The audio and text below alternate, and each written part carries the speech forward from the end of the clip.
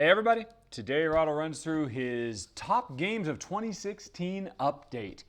Yes, it's that time, folks. It's April. Actually, the day of filming it, it's April 21st, which is my 26th wedding anniversary. And yet I'm taking time out from those festivities to talk to you fine folks to let you know if any changes have been made to the top 10 of the year video that I did back in December, because of course between then and now I have played some more games. I've played some of the games I had already ranked to be able to re-rank them, and at this point I think I've got a pretty solid idea of what my top 10 is, written in stone. There's still a few games out there that haven't quite gotten to the table yet, but I have a high level of confidence that they will not crack that vaunted height of the top 10. So, there have been some changes. One additional game pushed its way into the top 10. And I figured, what the heck, I could just start up, record, and tell you what that is and be done with it, but I didn't think that'd be a very interesting video. So I decided, hey, let's have some fun. Let's expand the list. I'm now going to continue the countdown. Instead of the top 10 of 2016, I'm giving you the top 25. So I've got a big stack of games that are basically numbers 25 to 11, plus the new game that pushed into the top 10, and I'm just gonna count down them all. Although I am going to try to keep it quick. Don't hold me to that. I know I do tend to pontificate. I do tend to ramble a little bit, but I'm just going to try and be kind of rapid fire and just get through these things because this is a lot. And right. So without any further ado, let's actually see if I can deliver that with number 5.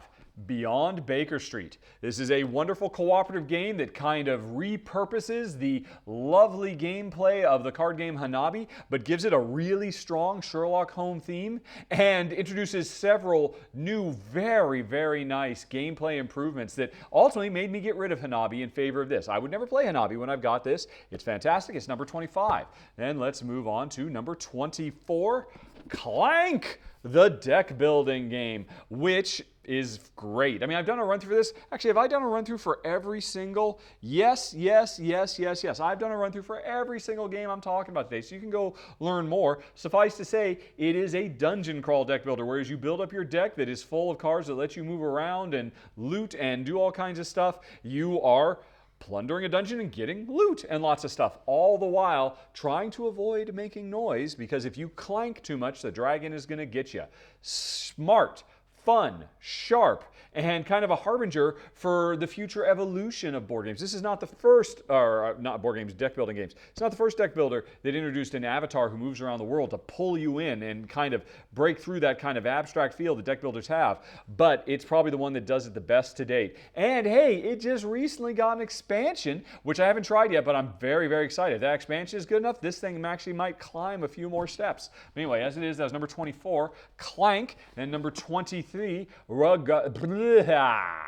Granja no Siesta, which I believe has now made it into the top of my roll and write games. This is a genre where you roll some dice, you take what you do what you can with them, and you actually write down on pieces of paper. There's a bunch of games in this, and we have several of them. I always liked them, and I think, yeah, this is now the top dog for light, fast, fun, roll some dice, and do what you can. In this case, run a farm, manage livestock, go after special powers, all kinds of stuff. It's sharp, it's fun, it's number 23. Doesn't replace La Granja as a whole, but a really nice substitute. La Granja no Siesta. Then on to number 22, Avenue. This is very charming.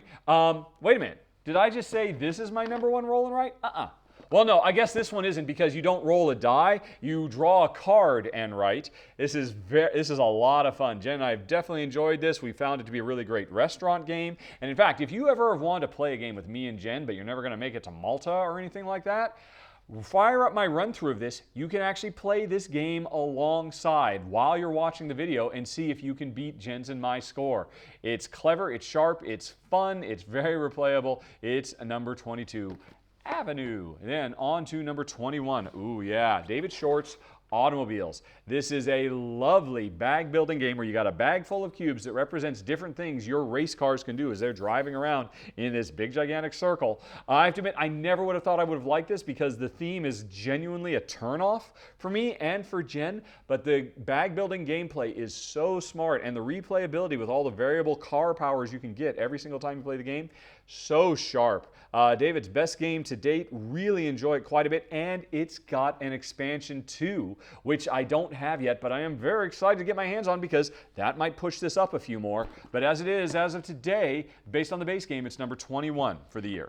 Now, moving on to number 20, Yokohama, which is actually going to be coming to America very, very soon, I believe. If it hasn't already arrived on American shores from publisher Tasty Minstrel Games, this is a really cool, nice medium weight Euro game.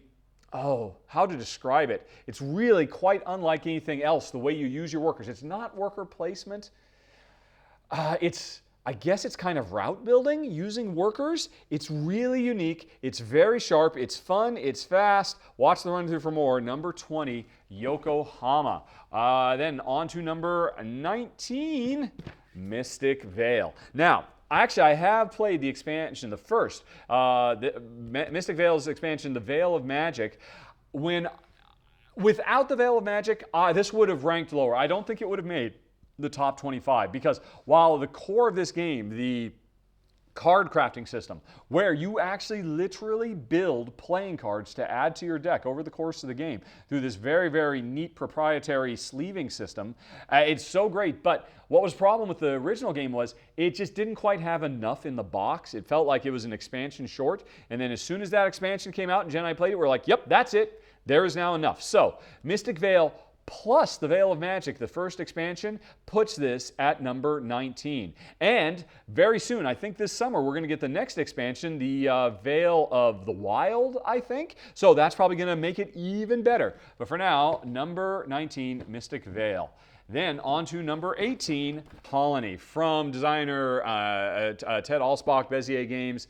Although actually this is a redesign of a game that had come out in Asia, I think a couple of years ago. I don't remember the name of the original game. It had a kind of a medieval building castles theme. Now it's set in a far-flung post-nanopocalypse future, which I just love that setting, that the nanobots have taken over and mankind is struggling to rebuild civilization.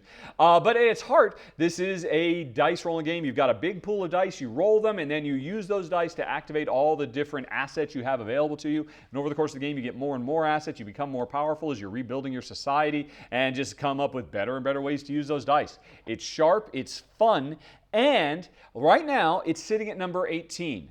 The only thing I said about this that was at all bothersome when I did my original run-through is, kind of like Mystic Vale, I really think it needs to see some more content. And without that, over time, this might drop a little bit, to be honest. But I have it on good authority that Bezier Games is going to be producing more content for it. So I have very, very high hopes for a bright future for Colony, my number 18. Then on to number 17. Oh man, this is a heavy box from the master of heavy Euros, Vito Losarda's Vinhos Deluxe Edition. This is so great. This is not his best game, in my opinion. That still honor is held by CO2, but I think this is my second favorite of all his games, maybe my third. Oh man, I mean, yeah, Kanban and Gallerist and this, they're all such brilliant games. And this deluxe edition is so gorgeous. I mean, you can see just how big the game is. It is truly deluxe. Once you get this all set up on the table, I mean, it just pulls you in with all the really cool upgraded components. But the gameplay is just as sharp. Although it's interesting, you can watch the video that Jen and I did. Jen joined me for the run through of this. You can play the original Vinhos rules or some slightly streamlined ones if you find Vito Losarda's games maybe a bit too heavy, a bit too complex, too many moving parts. So I think that's actually a really cool idea too, that it made it a bit more accessible with my number 17 Vinhos Deluxe Edition. Then on to number 16. Oh, for a nice light little box to hold up. Castles of Burgundy, the card game. Now, Castles of Burgundy is in my top 10 games of all time. It's my favorite. It's my number 1 ranked Feld game of all time. So it's no surprise that its re-implementation with cards should rank pretty high. Number 16, that's pretty respectable for a cute little box of cards here. But man, I am amazed how well this game captures the feel of its big brother while cutting the playtime almost in half. While Burgundy is still the better game, make no mistake about it, because there were several things that were lost from the core formula. What's still there captures the spirit And this is so much easier to get to the table. Even though it takes up a ton of table space, it's just much more likely these days that Jen and I would play this over regular Burgundy, which is kind of heartbreaking, but I'm kind of glad to have it. Plus, not for nothing, it includes a really excellent solo playable version of Burgundy in here as well, which is a lovely little bonus. So that was number 16. Now number 15. Fields of Green. This is a farming simulation. You may have noticed I have a soft spot for farming civilizations. It's amazing how well farming just works as a Euro gameplay mechanism because it's so elemental. You create things, they grow on their own. You harvest things and convert them into victory points. It's like farming as an entire industry was made for board games, so it's no surprise we see so many, and this is one of the best ones. This is actually a reimplementation of Vangelis. Vangelis, your Greek names are so hard. Bagiartakis. Vangelis Bagiartakis is excellent Among the Stars, which was a card drafting game about building space stations out in space. That idea, all the core gameplay, has been repurposed to now be building farms. And it's surprising how well the gameplay mechanisms translated. And what I love about this game, because it's now farms instead of space stations, there is the concept of harvest. And it puts you under a lot of time pressure. This is a pressure cooker of a game. It can be very, very harsh and unrelenting if you're not playing your A game. That's why Jen and I love it so much. It's so much so that we actually got rid of. I traded on my Among the Stars because I knew if I was going to play, I'd play this one. Great, great stuff. I look forward to expansions in the future. Number 15, although it doesn't need it. Unlike some of the other ones, this game has enough in the box that I don't feel like, we need to complete it with an expansion. It's got everything I need right in this box. Number 15, Fields of Green. On to number 14. Now, I think this is going to be a surprise to some people because a lot of people were expecting this one to crack the top 10. In fact, I even called it out when I did the first top 10 video back in December that I haven't played this yet. I have every hope that this will make it. It didn't quite. It pushed up to number 14. What is it, you ask? A Feast for Odin. Designer Uwe Rosenberg's latest, biggest magnum opus box. It's his biggest box to date, its heaviest box to date, and it's one of his best designs. Not quite good enough to crack the top 10, and for reasons that I talked about in my recent run-through of this, I just put it up last week, I think. But it's still great. Absolutely love it. After a couple of misses, because Fields of Arla and Caverna just weren't really in Jen's and my wheelhouse, so nice to get a new Uwe game that we really, really enjoy. Why didn't it make the top 10? I'll be honest, it could have. There's just a couple of little things about random card draws that just kind of rubbed me the wrong way, that I felt with some little tweaks, it could have been perfect, and I think this would have punched heavily into the mid-range of the top 10, but those things are what kept it out. Still a great game. Still happy to have it. Still a keeper for me. I mean, it's number 14 of the year in a very, very good year. A Feast for Odin. Then on to number 13, Quadropolis. It's funny. Gosh, it must have been back in February or March. I think I ran through this last year. And at the time I said, hey, this is an early contender for my top 10. Didn't quite make the top 10, but top 13 is pretty good. You can tell my shoulder is killing me here from doing two top 10s back to back with a bunch of heavy boxes in them. Maybe I should just switch, but no, we'll go with it.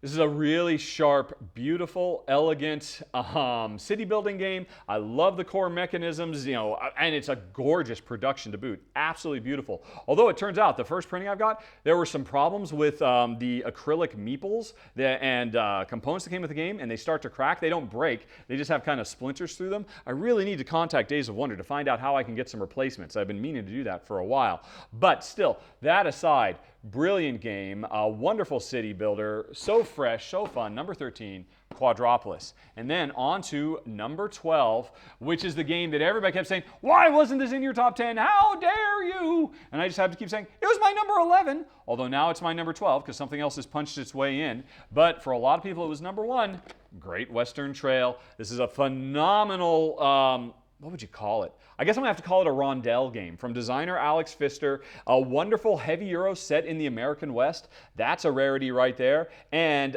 this is so rich and so thematically alive and so fun and so compulsive with so much replay value with all the variable setup for the board and players.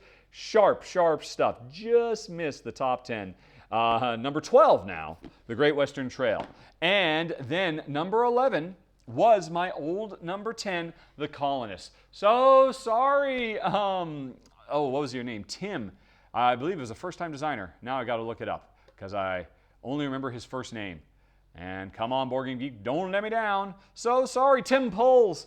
You were my top 10. You're still number 11. You're still absolutely wonderful. Great, great game. It hasn't dropped in any way, shape, or form in terms of my esteem. It's just something else pushed its way in.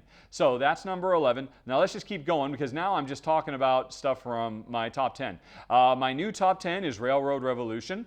My new top 9, number 9 is Ulm. Number 8 is First Class, All Aboard the Orient Express. Number 7 is Capital. Number 6 is Mechs versus Minions. Number 5 is The Networks. Number 4 is Aeon's End.